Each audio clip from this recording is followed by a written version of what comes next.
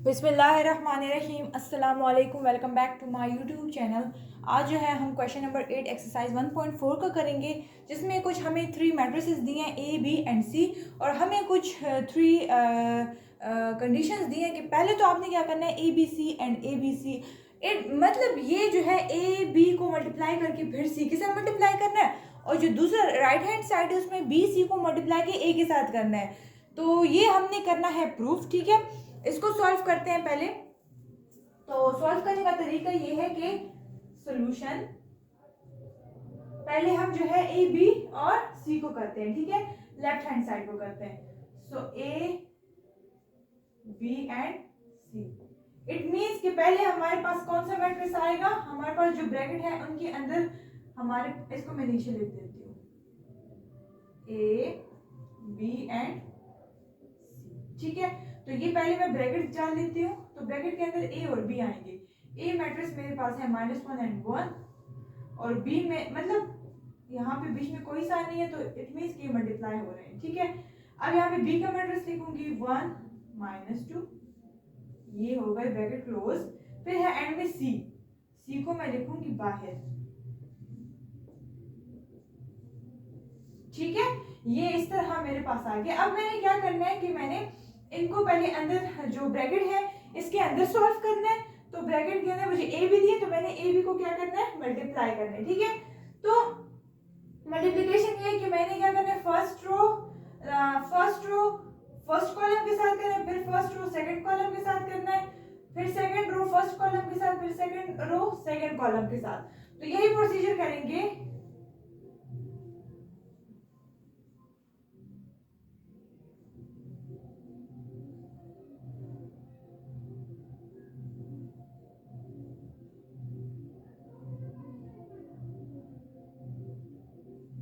Okay, सो हम क्या करेंगे, फर्स्ट रो को पहले फर्स्ट कॉलम के साथ करते हैं।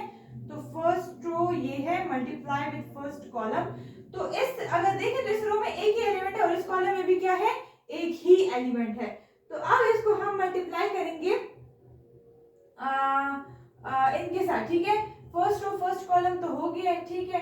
अब हमारे पास किसकी बारी है, सेकंड रो की बारी है। Sorry, first row first column हो गया, अब फर्स्ट रो सेकंड कॉलम करेंगे। तो -1 मल्टीप्लाई विद -2, ठीक है। फर्स्ट रो को मैंने फर्स्ट कॉलम के साथ किया, फिर फर्स्ट रो को सेकंड कॉलम के साथ किया। अब सेकंड रो को फर्स्ट कॉलम के साथ करूंगी, 1 मल्टीप्लाई 1, फिर सेकंड कॉलम को सेकंड सेकंड रो को सेकंड कॉलम के साथ भी करूंगी। तो इससे जो है ये मेरे पास सॉल्व हो गया। इसके बाहर ए सी को मैं वैसा का वैसा लिख दूंगी, ठीक है। इसको सॉल्व करते हैं। तो -1 1 0 -1 1 1 0 1, यहाँ से आता है 2 और यहाँ से आता है -2, ठीक है। अब इसके साथ मल्टीप्लाई होगा सी, ठीक है। तो सी को मल्टीप्लाई करेंगे, फर्स्ट रो फर्स्ट कॉलम। अब मैं रेडी करती हूँ, -1 3 जार -3, 2 1 जार -2, 1 1 जार -1, 2 2 जार 4, ठीक है। 1 3 जार 3, 2 2 जार 2 1 जार -1 प्लस हो जाता है 2, 1 1 जार 1, ये सेकंड रो और सेकंड कॉलम, 2 2 जार 4, ठीक है। इससे हमारे पास जो आंसर आता है -+- 5 5 3 -3, ये रहा हमारे पास ए बी और सी। मतलब जब ब्रैकेट ए बी के बाहर थे तब हमने जो लेफ्ट हैंड साइड है वो हमारे पास ये है। अब हम राइट हैंड साइड की तरफ आते हैं। सो राइट हैंड साइड है हमारे पास A B C, it means A को बाहर लिखेंगे, फिर ब्रैकेट्स डालेंगे, फिर हम लिखेंगे बी, और फिर लिखेंगे उसको मल्टीप्लाई करेंगे सी के साथ,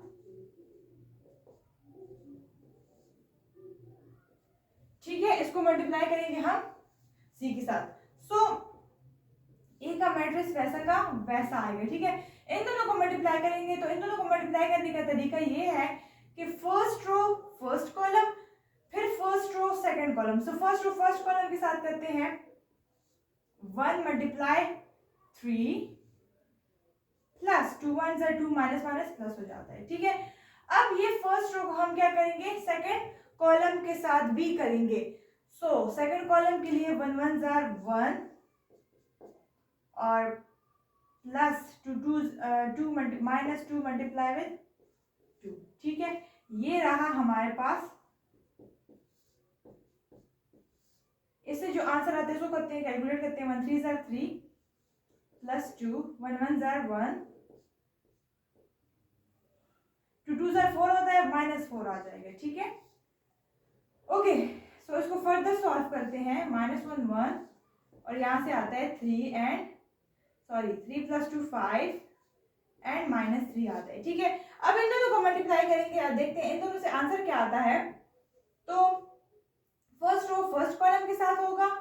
सो फर्स्ट रो फर्स्ट कॉलम से आंसर आता है -1 मल्टीप्लाई विद 5, फिर first row second column -1 multiply with -3, फिर second row first column 1 multiply 5, फिर ये 1 जो है 3 के साथ भी मल्टीप्लाई होगा। तो इससे हमारे पास आंसर आता है 1 5 ज़र -5, 1 5 ज़र 5, 3 1 ज़र 3 और 1 3 ज़र -3। तो ये रहा हमारे पास राइट हैंड साइड का आंसर। अब हमने क्या करना है कि फर्स्ट जो हमें सिचुएशन दी थी वो तो हमने सॉल्व कर ली, ठीक है। हमारे पास आंसर जो है वो आ गया। सो अब क्या करना है कि ये तो हमने सॉल्व कर लिया, ये भी हमने सॉल्व कर लिया, ये भी हमने सॉल्व कर लिया। सेकंड में हमें दिया है कि determine whether A B and C is equals to A bracket B C, ठीक है। अब हमने ये बताना है कि क्या ये दोनों हमारे पास इक्वल है भी या नहीं। तो हम सॉल्व कर चुके हैं, तो ये आप लोग देख लें। और जो राइट हैंड साइड का रिजल्ट है तो ये दोनों हमारे पास इक्वल हैं। सो यस, आप लोगों ने क्या लिखना है, आप लोगों ने बी पार्ट के लिए लिखना है। यहाँ पे मैं छोटा सा लिख लेती हूँ। बी पार्ट के लिए आप लोगों ने लिखना है A B and C is equals to A B and C, ठीक है। आप लोगों ने ये लिखना है। थर्ड पे आते हैं कि interpret which law of multiplication this result show, कि यहाँ पे कौन सा वो लॉ है मल्टीप्लिकेशन का जो कि यहाँ पे अप्लाई हुआ है, ठीक है। ये रिजल्ट जो हमें बता रहा है, जो हमने अभी किया है, ये कौन सा लॉ है। तो अगर आप लोगों ने एसोसिएटिव लॉ पढ़ा हो तो एसोसिएटिव लॉ ऑफ मल्टीप्लिकेशन में क्या होता है कि उसमें जस्ट ब्रैकेट्स चेंज हो जाती है। पहले ए बी पे ब्रैकेट थी, तो सेकंड जो हमारे राइट हैंड साइड है उसमें बी सी पे हो जाती है। आंसर दोनों का हमेशा इक्वल ही आता है। तो ये हमारे पास एसोसिएटिव लॉ है। तो थर्ड पार्ट में आप लोग लिख लें एसोसिएटिव लॉ।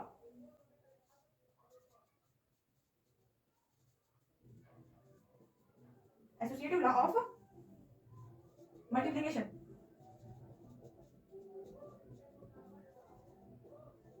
तो थर्ड पार्ट आप लोग लिख लें कि एसोसिएटिव लॉ ऑफ मल्टीप्लिकेशन। तो ये रहा हमारा आज का क्वेश्चन नंबर 8।